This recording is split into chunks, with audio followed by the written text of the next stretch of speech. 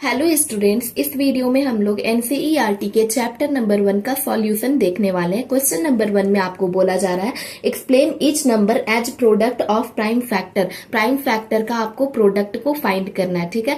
Prime factorisation करना है, जो भी नंबर यहाँ पर दिया हुआ है उसका प्राइम फैक्टराइजेशन की 5 का टेबल में 7, तो ये आपका प्राइम फैक्टराइजेशन आ गया। 2 इंटू 2 इंटू 5 इंटू 7 ये आया इसका प्राइम फैक्टराइजेशन। और इसको अगर हम लोगों को प्राइम फैक्टराइजेशन प्रोडक्ट के फॉर्म में लिखना है तो यहाँ पर क्या हो जाएगा, 2 इंटू 2 है तो 2 टू द पावर 2 हो जाएगा, इंटू 5 इंटू 7 हो जाएगा, ठीक है। सिमिलरली दूसरा क्वेश्चन भी इसी तरीके से बना कर रखा है। अब फोर्थ मैं आपको बताऊंगी 5005 है, तो 5005 का हम यहाँ पर पहले प्राइम फैक्टराइजेशन कर ले। तो ये देख सकते हैं 5005 का जो प्राइम फैक्टराइजेशन आएगा वो कुछ इस तरीके का 7429 का आपको करना है। तो इसका आप कमेंट बॉक्स में हमें आंसर बताइएगा, ठीक है। अब है क्वेश्चन नंबर 2 में find the HCF and LCM of the following pair of integer and verify that LCM into HCF is equal to product of 2 number. को एचसीएफ और एलसीएम फाइंड करना है, साथ ही आपको वेरीफाई करना है कि HCF into LCM is equal to product of 2 number आता है या फिर नहीं। तो देख सकते हैं फर्स्ट नंबर आपको 26 एंड 91 दिया हुआ है। 26 का अगर प्राइम फैक्टराइजेशन करेंगे तो 2 इंटू 13। सिमिलरली आपका 91 का भी आएगा, 7 इंटू 13 आएगा। एचसीएफ क्या हो जाएगा, 13 हो जाएगा। मैंने आपको बताया था कि एचसीएफ जो होता है वो कॉमन फैक्टर आता है, दोनों में ही आना चाहिए, दोनों में, या फिर 3 नंबर अगर दिया हुआ रहेगा तो तीनों में सिमिलर नंबर जो रहेगा, एक ही नंबर रहेगा, वो आपका एचसीएफ हो जाएगा। तो यहाँ पर 7 और 2 तो मैच नहीं कर रहा है, 13 है तो 13 आपका एचसीएफ हो जाएगा। और वहीं अगर हम एलसीएम की बात करें तो 13 इंटू 7 इंटू 2 हो जाएगा, वो आपका एलसीएम आएगा। एलसीएम जो है वो आया है 2 इंटू 13 इंटू 7 182। अब हमें इसको वेरीफाई करना है, तो product of 2 number is equal to 26 into 91 हो जाएगा। तो 26 इंटू 91 करते हैं तो हमारा ये आता है। और साथ ही अगर हम एचसीएफ इंटू एलसीएम भी करें, HCF into LCM is equal to product of 2 number करना होगा। तो प्रोडक्ट ऑफ 2 नंबर आपका इतना आया है और LCM into HCF is equal to आपका सेम आया है। It will be verified. ये क्या हो गया, आपका वेरीफाई हो गया। Therefore product of 2 number is equal to HCF into LCM. Similarly question number 2 भी आपका ऐसे ही बनेगा। ये देख सकते हैं सॉल्यूशन मैंने आपको यहाँ पर दे दिया है। और क्वेश्चन नंबर 3 अब हम सॉल्व करेंगे। तो क्वेश्चन नंबर 3 में 336 है, तो 336 का सबसे पहले हम लोग प्राइम फैक्टराइजेशन कर लेते हैं। 2 टू द पावर 7 आ गया है हमारा, ठीक है। अब हम 54 का करेंगे। 2 इंटू 3 टू द पावर 3 आया है हमारा, ठीक है।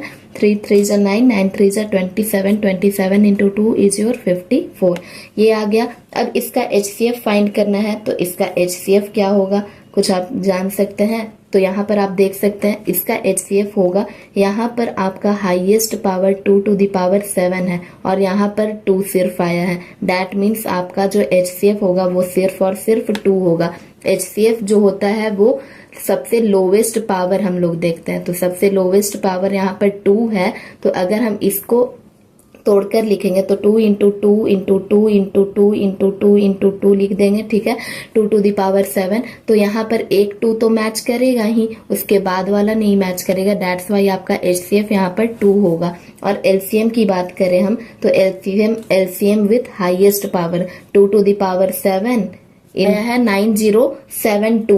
अब हमें वेरीफाई करना है, तो product of 2 number that means 336 into 54 is equal to this and LCM into HCF is equal to this, hence it can be verified. ये आपका वेरीफाई हो। अब है क्वेश्चन नंबर 3 जिसमें आपको find the HCF and LCM of द following integer by applying the prime factorization method। Prime factorization method को apply करके आपको एचसीएफ एंड एलसीएम फाइंड करना है। बहुत ही इजी है।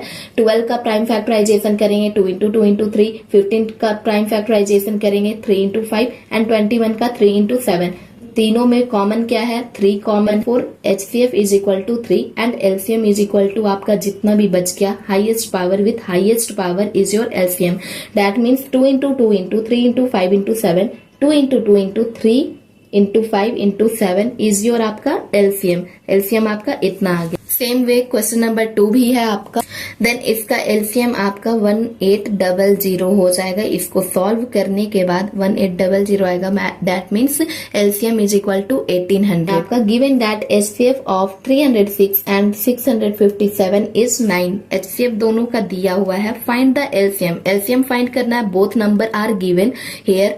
अदर नंबर यानी कि प्रोडक्ट ऑफ 2 नंबर फाइंड हो जाएगा। ठीक है, 2 नंबर दिया हुआ है, एचसीएफ दिया हुआ है, we have to find LCM. Then पहले हमें वो लिख देना है। यहाँ पर देख सकते हैं एचसीएफ दिया हुआ है 306 और 657 का 9। वी नो दैट, हम लोग जानते हैं LCM into HCF is equal to product of 2 number होता है। तो एलसीएम हमें फाइंड करना है। Product of 2 number that is 306 into 657 ये हो जाएगा।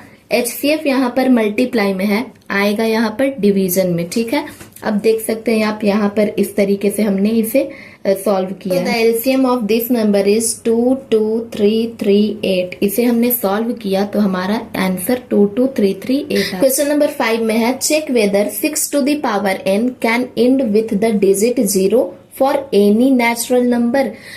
क्या आपका जो 6 टू द पावर n है वो एंड करेगा 0 से? तो ये हमने इंट्रोडक्शन चैप्टर में भी देखा था। Any number and with the digit 0, कोई भी नंबर अगर 0 से एंड होता है तो हमें पता है कि उसका डिविजिबल जो है वो 10 होगा ही, क्योंकि कोई भी नंबर अगर 0 से एंड कर रहा है तो वो 10 से डिविजिबल होगा। In other word it will B also divisible by 2 and 5। 2 और 5 से भी डिविजिबल होगा। क्यों? क्योंकि 5 2 जा 10 होता है। ठीक है, एज 10 दैट मीन्स 2 इंटू 5। अब यहाँ पर अगर हम प्राइम फैक्टराइजेशन करेंगे, क्वेश्चन हमारा 6 टू द पावर n दिया है और इससे पूछ रहा है 6 टू द पावर n। अगर हम n पे कोई भी नेचुरल नंबर को पुट करेंगे तो हमारा वो एंड जो नंबर रहेगा, एंडिंग नंबर, वो 0 देगा या नहीं देगा। तो पहले हम देख लेते हैं 6 का यहाँ पर प्राइम फैक्टराइजेशन करके। तो 6 का प्राइम फैक्टराइजेशन 2 इंटू 3 होगा। ठीक है, अब 2 इंटू 3 या 2 इंटू 5 के फॉर्म में नहीं है, तो यहाँ पर हमें यहीं पर पता चल जा रहा है कि ये एंड नंबर 0 नहीं देगा। क्यों? क्योंकि 2 एज अ फैक्टर है but 5 as not a factor है। यहाँ पर 5 को फैक्टर की तरह यूज नहीं किया गया है। 5 इसका फैक्टर नहीं है। दैट्स वाई अगर हमें एंडिंग नंबर 0 लाना है तो उसका फैक्टर 2 और 5 रहना ही चाहिए। Here 5 can not be the prime factorization of 6 to the power n। Prime factorization में आया हमारा 5? नहीं आया। दैट्स वाई ये क्या होगा? देयरफॉर यहाँ पर क्या होगा? Hence for any value of n 6 were not be divisible by 5। 6 क्या है हमारा? डिविजिबल नहीं है 5 से। देयरफॉर हमारा एंडिंग नंबर यहाँ पर 0 नहीं आएगा। तो यहाँ पर देख सकते हैं Therefore 6 to the power n cannot end with the digit 0। ये 0 से end नहीं करेगा for any natural number n। Explain why 7 into 11 into 13 plus 13 and this number are composite number. क्या ये कंपोजिट नंबर है?